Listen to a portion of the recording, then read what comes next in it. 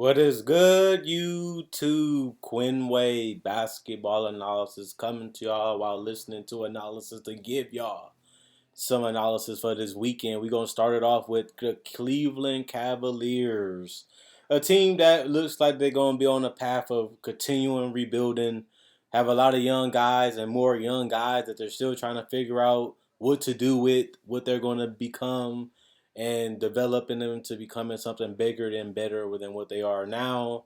I still expect this team to miss the playoffs, but this team should be improved and better than last year. They're well coached and they have some decent talent. No elite talent or no player that's really crazy, but they do have a lot of solid players and just waiting for that superstar player to come onto this roster.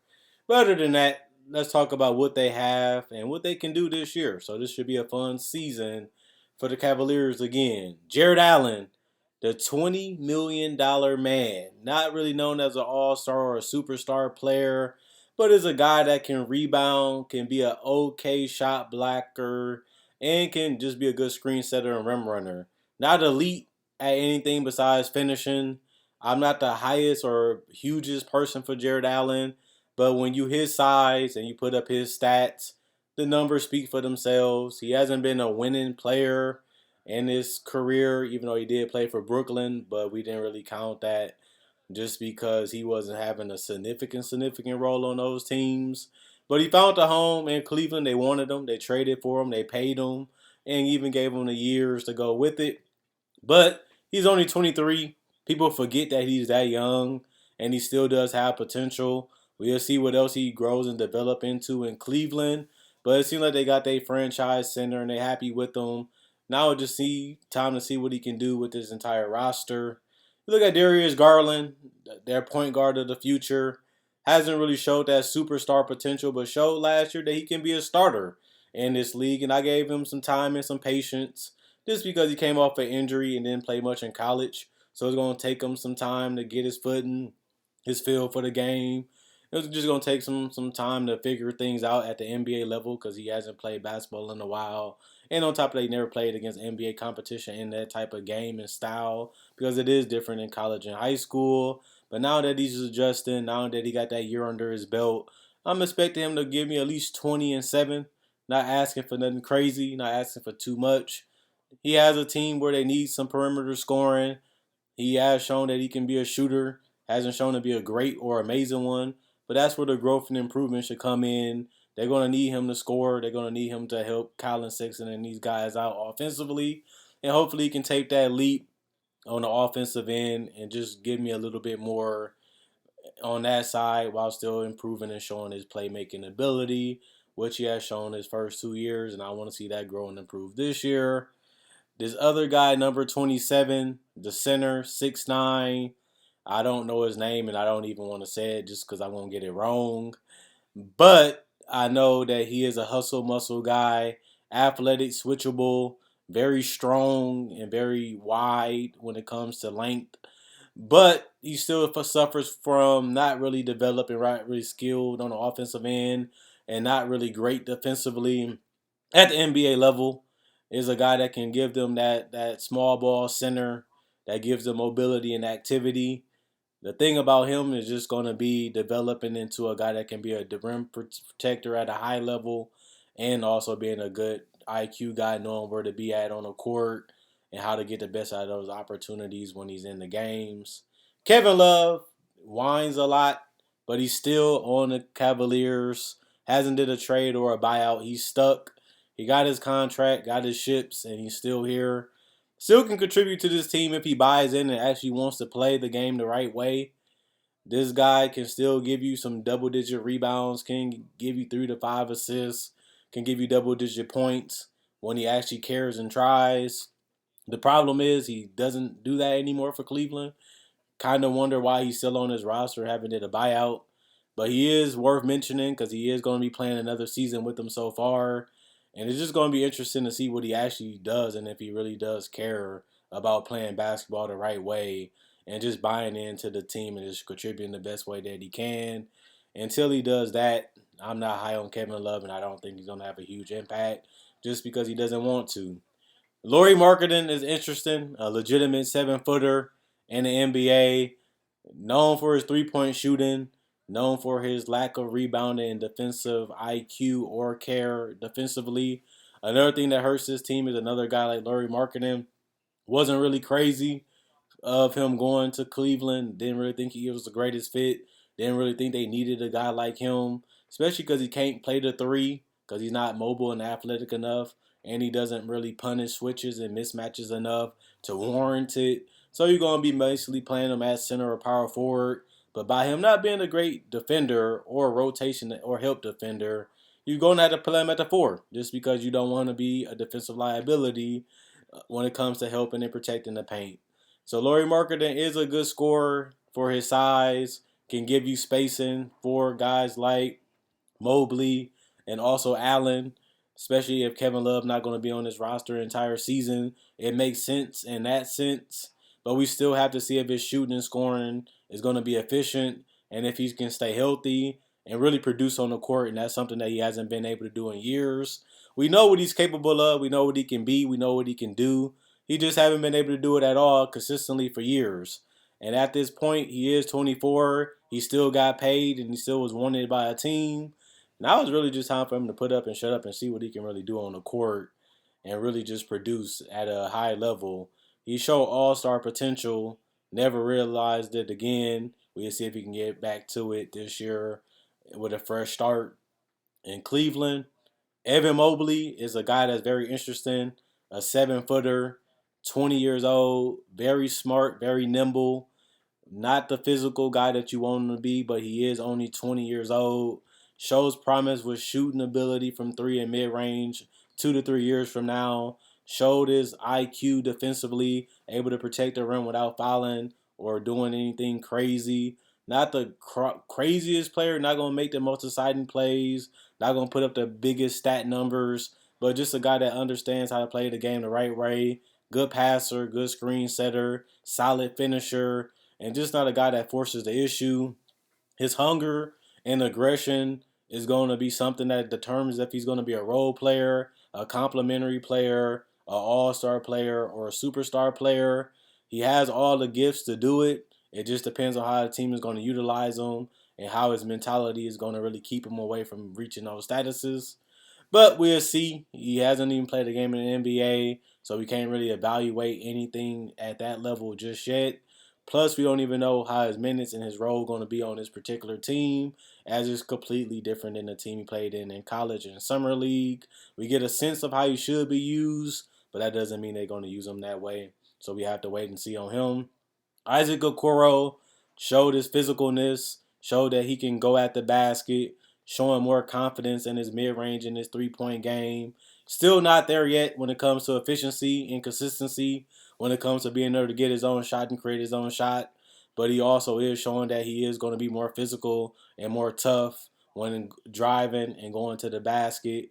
That's going to be something that can open it up once he starts hitting his shots and his floaters. He's still far away from where he needs to be offensively. He was drafted as a prospect offensively because he was so raw. It's going to take him a couple more years to develop the rest of his game and develop his shooting touch and his confidence and his stroke to really become a dangerous two-way player.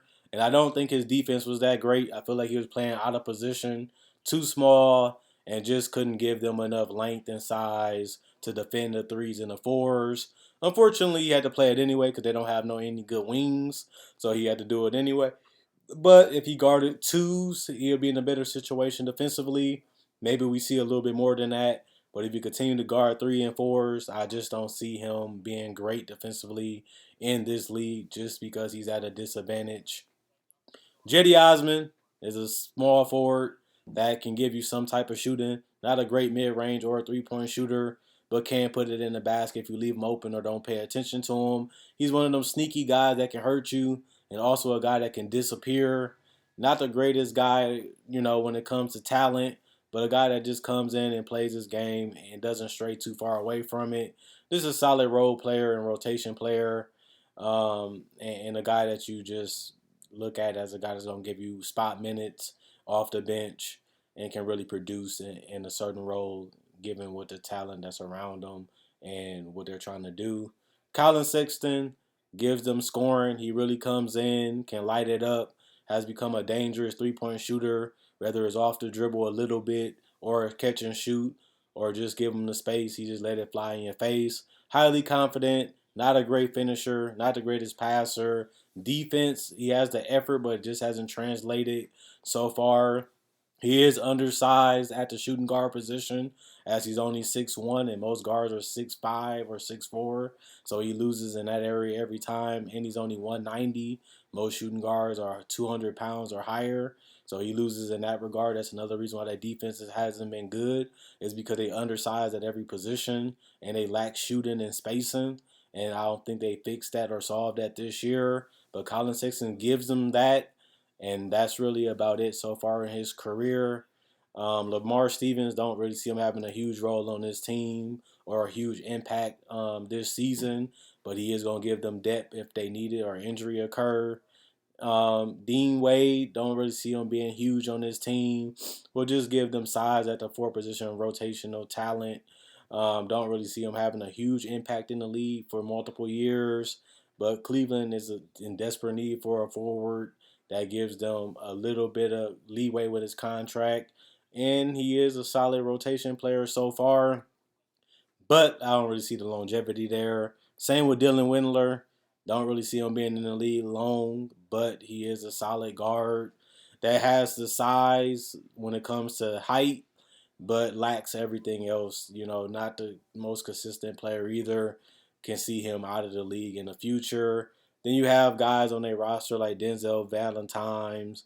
He has been bouncing around in Chicago. Finally, might make it to a different team. We'll see what he does if he makes the roster in Cleveland, but don't really see him having a huge impact on this team. If anything, just a guy that can give them some scoring and some playmaking off the bench. Broderick Thomas, I don't really see him being a huge impact on this team if he makes the roster. I just don't see it. RJ, don't see him being on this roster long term either. He might be a project they might want to try out, but don't really see him having a significant impact. Taco Falls gives them a big body, long and lanky. Don't really see him on this team in the future for a long period of time.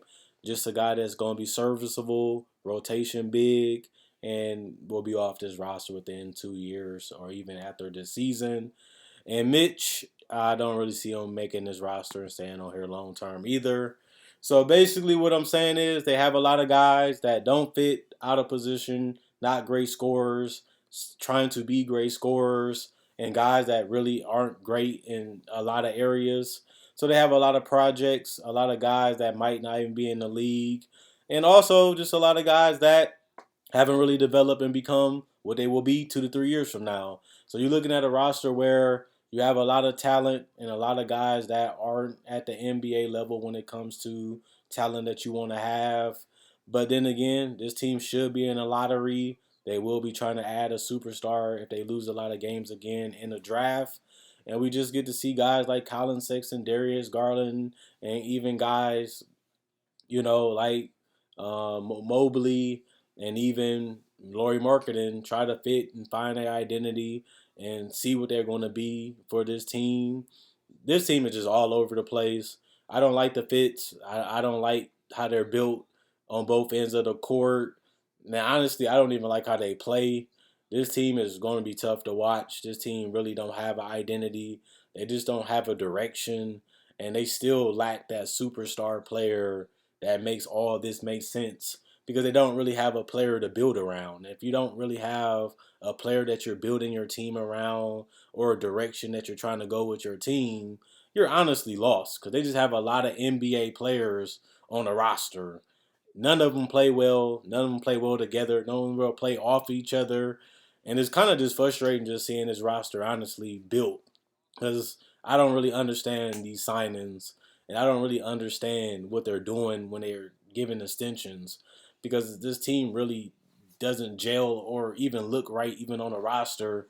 And when you see them play, it looked good in the beginning of the season. Then they just fell completely apart and looked like one of the worst teams in the league. Once teams figured them out, and once they figured out that they can't defend anybody, plus they still don't have any spacing or even a go-to guy outside of Sexton who doesn't really make guys around him better offensively, it just kind of make you wonder, what are they trying to do right now, and what do they want to do with this team? And even when I look at Sexton and Garland, I don't like them because they undersized. And on top of that, they just don't play well together on both ends of the court. So I don't like their backcourt. I don't like their small forward situation. Just because Jetty Osmond is a rotation player, he's not a legitimate starter.